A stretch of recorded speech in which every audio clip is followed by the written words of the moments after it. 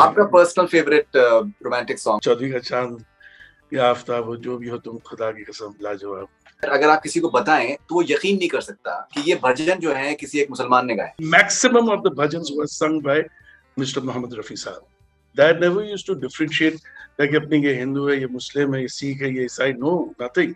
Everyone, I mean, उनकी नजर में सब एक ही थे. कि ये जो एक बहुत फेमस जो राइवलरी कहते थे मोहम्मद रफी और किशोर कुमार की, उसकी सच्चाई क्या है? ऐसा कुछ नहीं. इनफैक्ट आई मीन ये सिर्फ मैं बताऊं कि ये सिर्फ लोगों की से भड़काऊ चीजें हैं. बट बिलीव मी यू, अंदर की बात बता रहा हूँ, they were really good friends.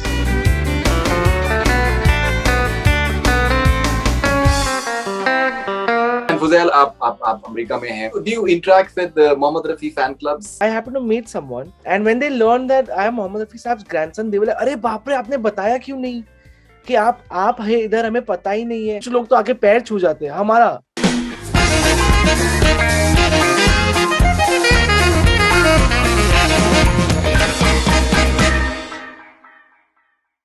Shahid भाई, बहुत बहुत स्वागत आपका बॉलीवुड हंगामा पे. जी, थैंक यू सो मच. बहुत बहुत शुक्रिया आपका. And very nice. I mean after very long time I am meeting you. That's very nice. Of course, it's been some time. And तो शाहिद भाई, मोहम्मद रफी साहब की सालगिरह 24 दिसंबर को मनाई जाएगी और दुनिया भर में मनाई जाएगी.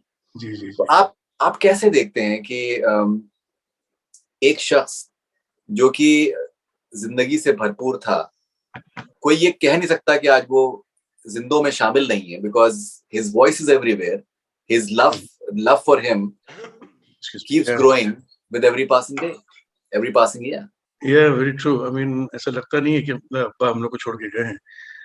अभी भी ऐसा महसूस होता है कि अपना रिकॉर्डिंग पे गए, अभी बस रिकॉर्डिंग से आएंगे, फिर हम लोग के साथ बैठेंगे, बातें करेंगे. You know, we never miss him. मतलब जो इंसान दिल में रहता है उसको मिस कैसे कर सकते हैं. तो I think you can't forget him. No, not possible. I mean it's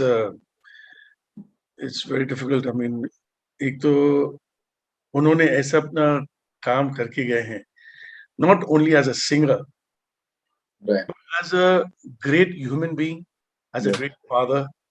He was excellent. I mean, in all ways. So we definitely miss him in this sense कि मतलब कभी-कभी सोचते हैं कि मतलब हाँ, बेशक अब्बा दिल में तो हैं जरूर, लेकिन फिर भी physically, I mean, sometimes we feel कि मतलब ना, he should be here. Definitely. एक बहुत आपने इम्पोर्टेंट बात कही कि that as a human being, बहैसियत इंसान, बहुत कमाल की शख्सियत थी. बहुत सी बातें हैं उनके बारे में जो कि बहुत से लोग जिक्र करते हैं. एक किस्सा मेरे जहन में आ रहा है जो मैंने पढ़ा था कि एक म्यूजिक कंपोजर थे और नए अपकमिंग म्यूजिक कंपोजर थे. उनके पास में पैसे नहीं थे उनको देने के लिए जी. और उन्होंने कहा कि लिफाफे में उन्होंने कुछ रुपए रख के उनको दिए कि दैट वहां स्टूडियो में तुम मुझे ये दे देना. तो ऐसा तो मतलब ये तो फरिश्ता सिफत शख्सियत थी. फरीदुन, एक्चुअली ऐसा है कि मतलब ये एक किस्से में बहुत किस्से ऐसे हैं जी. और ये एक ही बार नहीं कि अब्बा ने बहुत बार किए लोगों के साथ, बहुत लोगों के साथ किए जी. कहने का मतलब, I mean, he was a very charitable person, like, you know, बहुत ही मतलब दिलदार गुणों, क्या गुणों, मतलब रहम. he was, पता नहीं, I mean, कुछ अलग ही इंसान थे वो. कभी किसी का दुख नहीं देख सकते थे, कभी किसी को अपने रोते हुए नहीं, दुखी नहीं, ऐसा नहीं कि इसमें खून भी नहीं था. तो that way, I mean, he never, उन्होंने भी हमको ये भी कहा है कि बेटा कभी ऐसा नहीं करना, हमेशा यूं करना.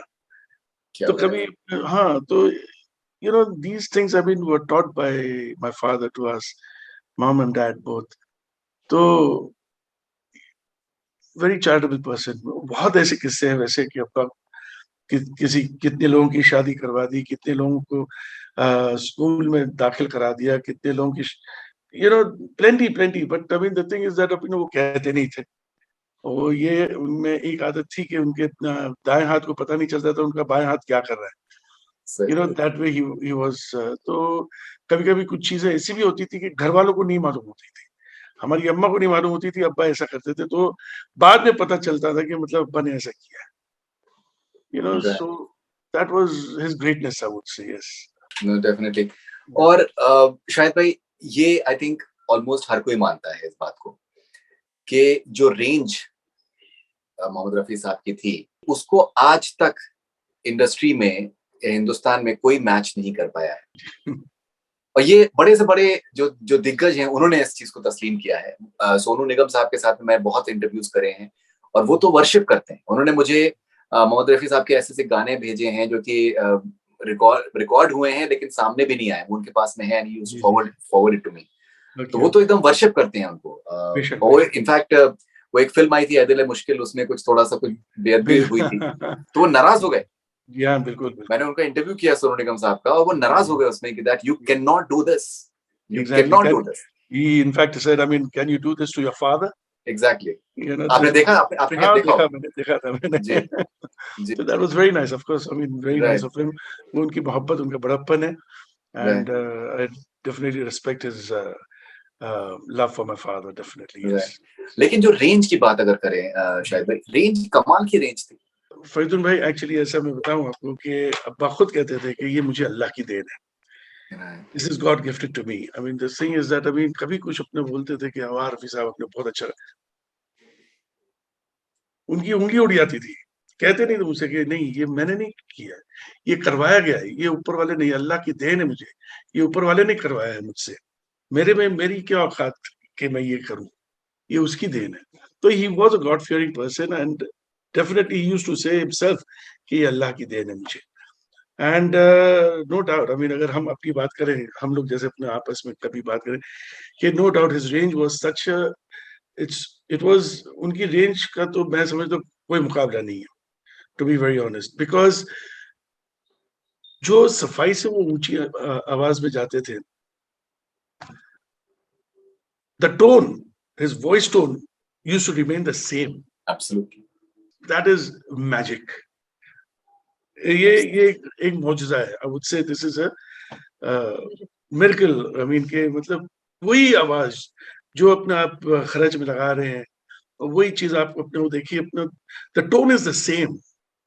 मतलब उनमें कोई ऐसा नहीं लग रहा था जैसे कि उनको तकलीफ हो रही है गाने के लिए। No, it was like, I mean, as if he is playing with some toy. Absolutely, खिलौने के साथ जो इंसान बच्चे खेलते हैं वैसे वो सुरों के साथ खेलते थे। So it was, I mean, he was God gifted, definitely. अल्लाह की देन थी उनको। बहुत सी बातें की जा सकती हैं रफी साहब के बारे में, लेकिन जैसे मैं कुछ सर्टेन पहलू में लेता हूँ। जैसे अगर हम जो जिस तरीके के गाने होते हैं उसके अगर पहलू में अगर हम लोग बात करें तो फॉर एग्जांपल जो रोमांटिक गाने जो रफी साहब ने गाए हैं वो उस रोमांस को मैच कर पाना, मतलब I think it is absolutely impossible. मतलब चौधरी का चांद आदमी जितनी बार सुनता है वो नया लगता है, और वो जो उसके अंदर जो एक मिठास है, it is something which is priceless. And वो जो मोहब्बत का जो एक एहसास होना चाहिए, शिद्दत होनी चाहिए और पाकीज़गी होनी चाहिए, वो उनकी आवाज में थी। तो रोमांटिक गाने नो वन कैन मैच। बेशक मैं मानता हूँ। एक्चुअली अब्बा में एक आदत और भी थी कि जब भी रिकॉर्डिंग पे जाते थे, रिकॉर्डिंग से पहले, रिहर्सल के टाइम पे वो पहले पूछ लेते थे कि ये गाना किसके ऊपर पिक्चराइजेशन होने वाला है और सिचुएशन क्या है, फिल्म के अंदर सिचुएशन क्या है। उस हिसाब से वो बस अपना वही धुन में और वही मस्ती में और वही अपने प्यार मोहब्बत से वो गा देते थे। अगेन आई से this is all God gifted, ये अल्लाह की देन है। आपका personal favourite romantic song of Rafi साहब? नहीं, don't ask me because there are so many songs there. I mean, I cannot pinpoint that one song के मतलब नहीं ये गाना। two three अगर randomly। अभी as you said, चौधरी का चांद या आफ्ताब हो, जो भी हो तुम खुदा की कसम लाजवाब, ये डेफिनेटली इट्स अ मेरे महबूब, ब्यूटीफुल, मेरे महबूब तुझे मेरी मोहब्बत की कसम, no doubt, beautiful songs. I mean ऐसे बहुत गाने हैं, बहुत। आई मीन आप उंगलियों में गिन भी नहीं सकते हैं इतने गाने। बिल्कुल and there's so many artists। Vishwajeet साहब हैं, राजेंद्र कुमार साहब हैं, ओह यस, शम्मी कपूर साहब, we will come to that shortly। Shammi Kapoor साहब especially। at the same time sad songs जो रफी साहब ने गाए हैं, उसमें भी जो शिद्दत है वो भी आई थिंक मैच करना बहुत मुश्किल है। बेशक, स्पेशली गुरुदत्त साहब के साथ में के लिए जो उन्होंने गाए। यस ये दुनिया अगर मिल भी जाए तो क्या है, बेशक, प्यासा का गाना वो अगेन आई वुड से कि मतलब मैं बताता हूँ ना आपको, जैसे कि वो सिचुएशन पहले पूछ लेते थे कि ये सिचुएशन क्या है और किस तरीके से अपने उसको पहले अपने आप में डाल देते थे अब्बा, और फिर अपना जाहिर सी बात है आर्टिस्ट का भी पूछते थे किसके ऊपर पिक्चराइजेशन होने वाला है, उसके हिसाब से फिर अपने वो दिमाग में रख कर फिर अपने जब रिहर्सल्स करते थे, रिहर्सल में वो तैयारी कर ले रहे थे, फिर उसके बाद रिकॉर्डिंग में अपने उनको तकलीफ ना आए तो उस हिसाब से वो रिकॉर्डिंग करते थे। शम्मी कपूर साहब के साथ में जो जो तड़कते भड़कते गाने, जो हाई पिच्ड गाने, जंगली और all sorts of song that he did, वो आई थिंक अलग जॉनरा था जो शम्मी कपूर साहब के साथ में उन्होंने किया। इसको कहते हैं versatility, of course, to be very frank, very honest, because आप कौन सा भी जॉनर दे दे अप्पा को, ही यूज्ड टू सिंग, ऐसे गाते थे जैसे कि पता नहीं, अरे ये तो he was meant for this, he was meant for this, he was meant. आप कोई सा भी जॉनर दे दीजिए अप्पा को, ही यूज्ड अपने आप को उसी में ढाल देते थे। आप उनको मस्ती वाले गाने दीजिए, फॉर एग्जांपल शम्मी अंकल के, गुरुदत्त साहब के अपने सैड सॉन्ग दे दीजिए आप, अपना फिर जॉनी अंकल के लिए, जॉनी वॉकर के लिए अपना, जॉनी वॉकर साहब ऑफ कोर्स, अरे बाप रे बाप, मालिश तेल मालिश, I mean can you imagine the same film he is singing for Guru Dutt साहब, ये दुनिया अगर मिल भी जाए तो क्या है, हाथ मिल जाए तो क्या है। The same thing goes with Johnny uncle के मालिश तेल मालिश, सर जो तेरा चकराए। तो सेम फिल्म के अंदर अलग अलग अपना वॉइस को मॉड्यूलेट करना, अगेन आई से it's versatility what dad had in him, और गॉड गिफ्ट अगेन, अल्लाह की देन। तो ही यूज्ड टू अपने आप में वैसे ही अपने, जब मैंने कहा कि रिहर्सल्स जब होते थे उसी वक्त अपना अपने आप में डाल देते थे उस चीज को। कुछ आपको किस्से अगर आपको याद हैं जो अगर रफी साहब ने आपको जिक्र किए हुए, like for example you know just migrating from SD Burman to से RD Burman sound, because he has that unique distinction. Yeah, very true. I mean, he was different from them. Yeah, of course. I mean, R.D. Saab was totally different from the whole, I would say, the music era. Right. Obviously, I mean, when S.D. Barmanda expired, obviously his son took over. And in fact, I think it was Aradhana, if I'm not mistaken. During that film, during the film, I think that Burman had expired, and then R.D. Burman Saab, he took over.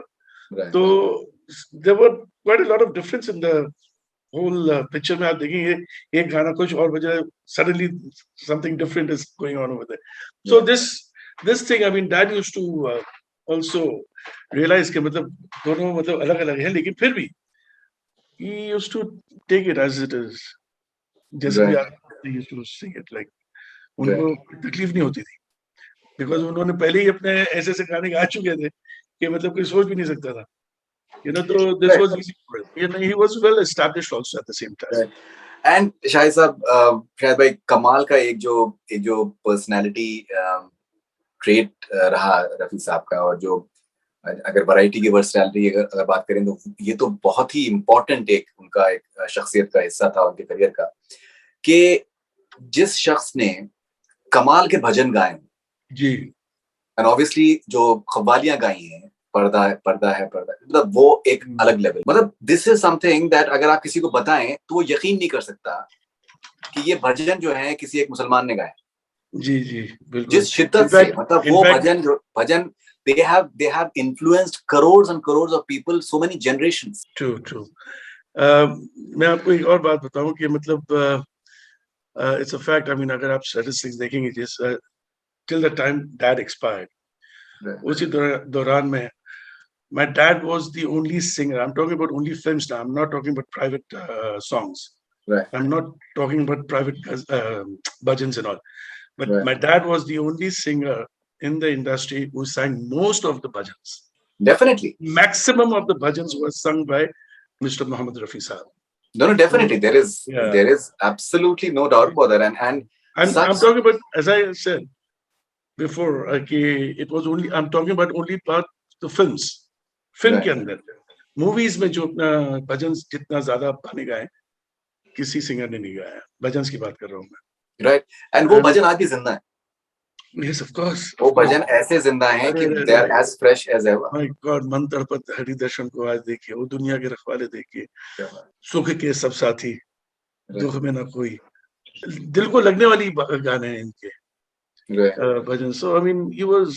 शायद भाई ये एक इसके बारे में भी बात होनी चाहिए, बिकॉज द फैक्ट इज कि जो जब तकसीम हुआ हिंदुस्तान पाकिस्तान का, उसके बाद में जो एक इंडिया का आइडिया था कि बहुत से रीजन्स, रिलीजन्स, अलग अलग तरीके के लोग एक साथ मिल के रहेंगे and it will be a democratic secular sort of setup.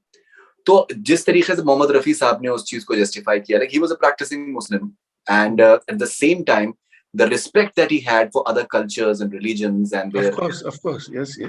That is what India stood for. So in many exactly. ways, Mohammad Rafi that never used to differentiate like अपने ये हिंदू है, ये मुस्लिम है, ये सिख है, ये ईसाई, no, nothing. Everyone, I mean, उनकी नजर में सब एक ही थे. कभी उन्होंने कभी मजहब के इतना के मतलब नहीं यार ये ऐसा है तो वैसा, no. He was a very, उस मामले में तो बाप रे, he was very strict. कि नहीं, I mean everybody is the same. एक ही का खून है, खून तो एक ही हो. अब टुचकी मारो तो मालूम पड़ा कि लाल ही निकल रहा है ना, कोई दूसरा कलर तो नहीं निकल रहा. तो this is what I mean he used to say कि मतलब no, he was कोई कास्ट रिलीजन के बारे में कभी कुछ नहीं कहा उन्होंने, कभी नहीं. Although he used to follow his religion, but कभी किसी के बारे में बुरा कभी नहीं कहा. तो that was not my father, no. Very secular, very. तभी तो अपना आप देखिए ना, ऐसे भजन भी गाए ना, तो नहीं गाते.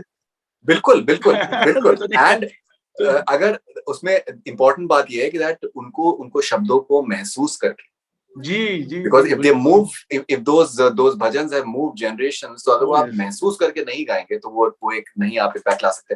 Okay, eight the same time उनके प्राइवेट भजन्स भी आप सुनेंगे तो you will be surprised. My God, I mean उन्होंने प्राइवेट भजन्स भी इतने गाए, बहुत गाए उन्होंने, बहुत. Right. In fact, I mean, when Dad expired, I'll tell you, when Dad expired, the same day, एक बंगाली भजन के अपने रिहर्सल हुई थी. जो सुबह अपना अप्पा को जो दर्द उठा था, तो सुबह जो रिहर्सल चल रही थी, वो बंगाली अपना भजन की हो रही थी. आप समझे ना. तो अभी बट अनफॉर्चुनेटली वो रिकॉर्ड नहीं हो पाया because he expired the same day. Right. So this was my father, yeah. Even Yamma I think उन्होंने रिकॉर्ड किया था, and Adi साहब has said that said कि मैं इसको बाद में, because मेरा पोर्शन सही नहीं हुआ, हम लोग उसको बाद में फिर से करेंगे. And unfortunately it was not meant to be. Exactly. नहीं, but Yamma was sung by my father. No, it was sung by Rafi साहब. But what Adi साहब said that Adi साहब ने भी एक पोर्शन गाया था उसके अंदर. Yeah, he did. In fact, so, I mean, he only started off.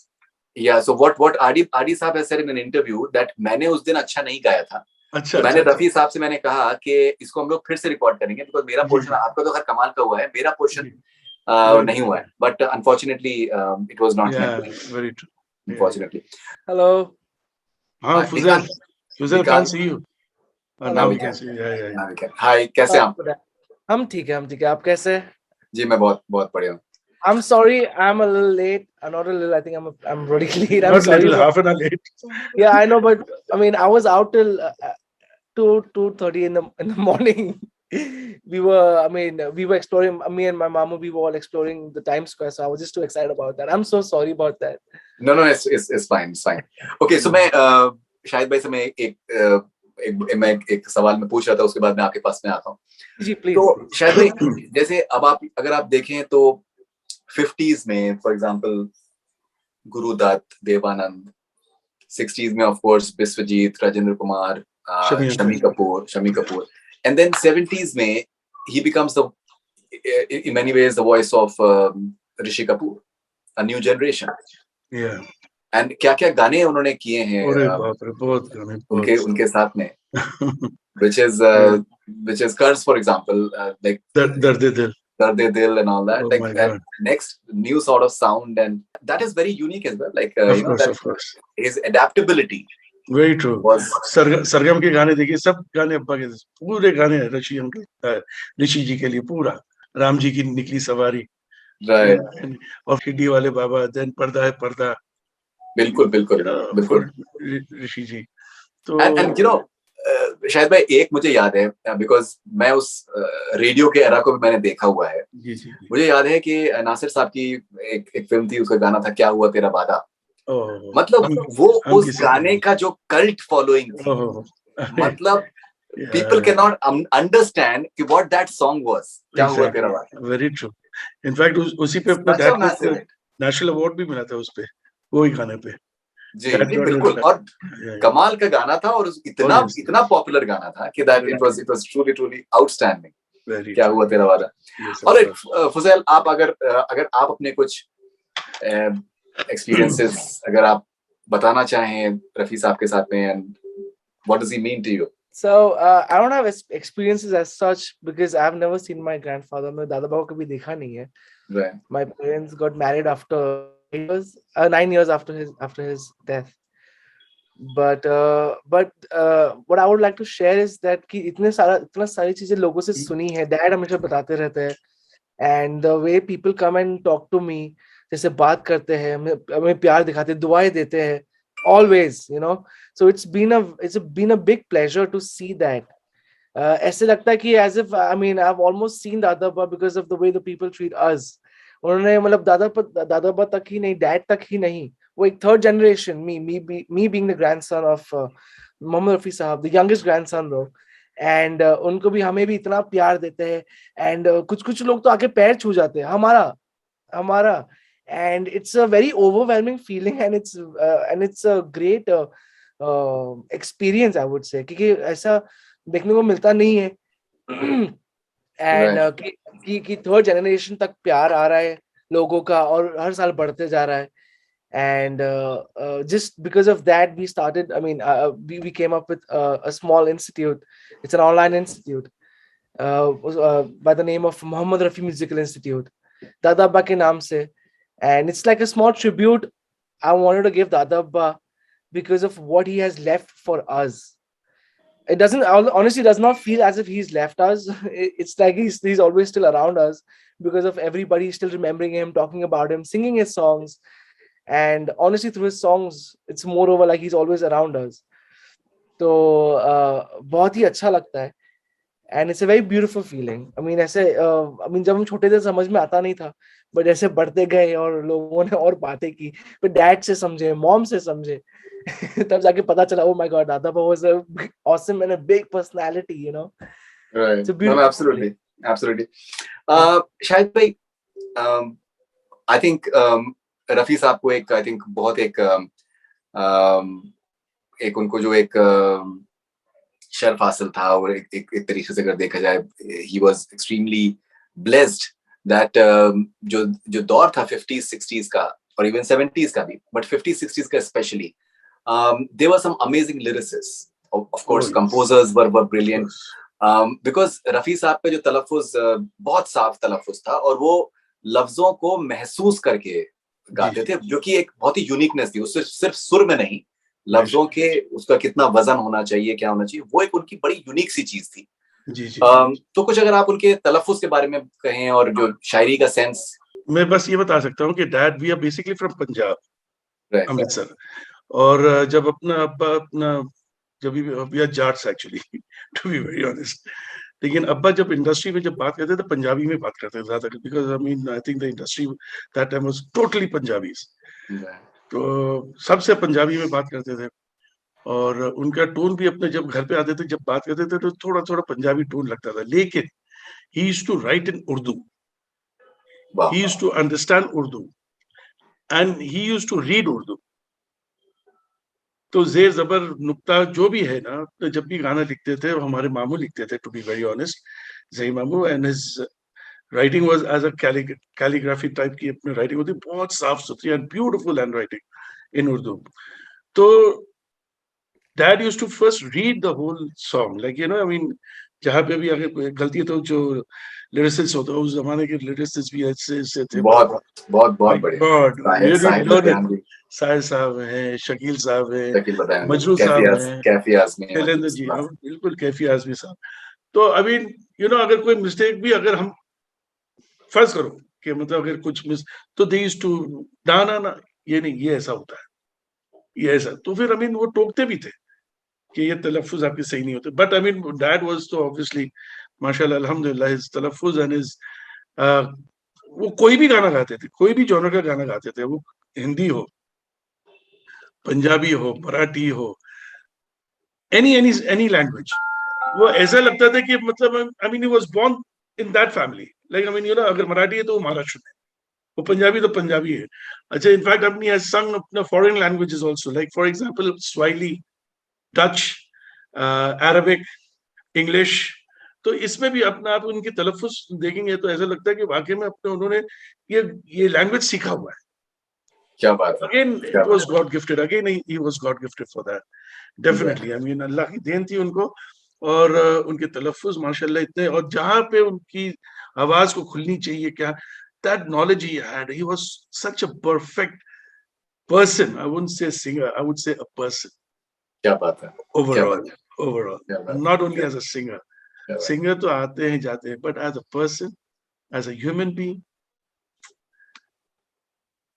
No, I can totally understand your sentiments. Yeah. Okay, and Fuzail, आप अमेरिका में हैं. How do you interact with the Mohammed Rafi fan clubs from all across the world? It's a crazy lot. They are mad about Mohammed Rafi. They can do anything for Mohammed Rafi. I absolutely agree, क्योंकि क्या हुआ ना, हम बताया आपको, हम यहाँ पर आए थे, हमने किसी से मिले नहीं थे. I was in Atlanta. I mean, we are living in Atlanta. Currently, we are in New York right now because we came for a trip. But हम यहाँ पर जब आए तो हमने किसी को कहा नहीं, and this and that. But then I happened to meet someone, and when they learned that I am Mohammed Rafi साहब's grandson, they were like, अरे बाप रे, आपने बताया क्यों नहीं कि आप है इधर, हमें पता ही नहीं है. And they have been calling up here and there, and many people have been started calling in that case. I even went for a Atlanta Idol event.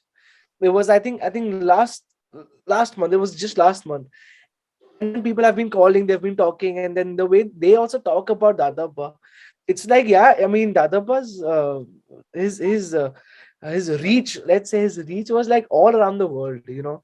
पूरी दुनिया में उनको मतलब चाहते हैं लोग इतना. And it's so, यहाँ पर भी हम बोल रहे हैं ना, यहाँ पर भी लोग, honestly वो MRMI का आइडिया, वो मोहम्मद रफी म्यूजिकल इंस्टीट्यूट का idea, it came from here.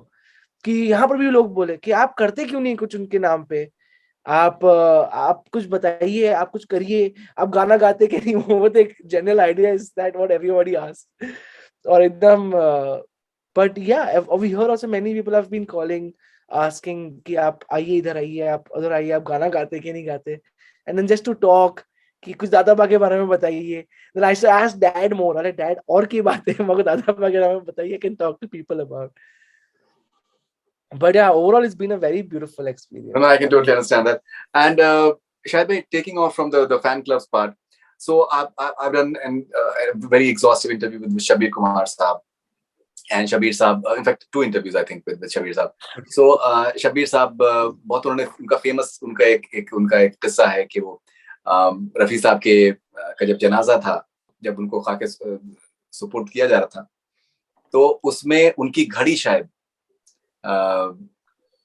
उसमें गिर गई उनके साथ में. और उनका कहना यह है कि रफी साहब जो है वो मेरे चाबी जो है वो भरते रहे हैं, और मेरा वक्त आगे अच्छा मेरा होता चला गया उसके बाद. उसके अलावा ऑब्वियसली सोनू निगम का हमने जिक्र किया. वो मतलब एकदम बिल्कुल इतने मेजर वाले उनके वो मुरीद हैं, and he respects him so much. He just loves him. He says that he's my god. Mohammad अजीज साहब, उनको बहुत आइडलाइज किया, और उनके ऑब्वियसली मोहम्मद रफी साहब से वो बहुत इंस्पायर्ड थे. तो ये इंडस्ट्री में जो इतने बड़े-बड़े सिंगर्स आए हैं, और जो उन्होंने जिस तरीके से रफी साहब को जिंदा रखा है, और इतनी वो इज्जत रखते हैं उनके लिए, कैसे आप देखते हैं इसको? I feel very nice. In fact बहुत अच्छा लगता है मुझे. और दूसरी बात ये कि इन लोगों की मोहब्बत, इन लोगों का बड़प्पन है. they themselves are really good singers, लेकिन उन्होंने अपना आइडल बनाए, एंड विच इज मतलब मुझे अच्छा लगता है. And I feel very nice, and I feel proud कि अल्लाह ताला ने मुझे इस घर में पैदा किया है. तो उनकी बदौलत हमारे को भी इज्जत, अल्लाह का शुक्र है, मिलती है माशाल्लाह से. And at the same time I would से कि ये उनकी मोहब्बत है, उनका बड़प्पन है, and I feel very nice. शायद भाई, अमित कुमार साहब से मैंने इंटरव्यू किया था, और मैंने उससे पूछा कि ये जो एक बहुत फेमस जो राइवलरी कहते थे मोहम्मद रफी और किशोर कुमार की, उसकी सच्चाई क्या है. तो he gave me he told me that बहुत रिस्पेक्ट करते थे एक दूसरे की और बहुत ज्यादा Definitely. तो Definitely. क्रिएटेड होती हैं सारी चीजें. Very true. आपके क्या व्यूज हैं और आप कैसे उसको देखते हैं? No, they were very, very good friends. In fact, I mean, Kishore Datu, he used to respect my father hell of a lot. Believe exactly. me, he used to respect That's him, what and Amit said. no doubt about it, कि बहुत respect करते थे. And in fact, I mean, they were very good friends. कभी अपना आपस में जैसा होता है ना, कभी-कभी जैसे कि कोई सिंगर आके घर में फिर अपना मूड ऑफ होता है, बोले वो तो ऐसा, वो तो ऐसा. Dad never used to talk about anybody.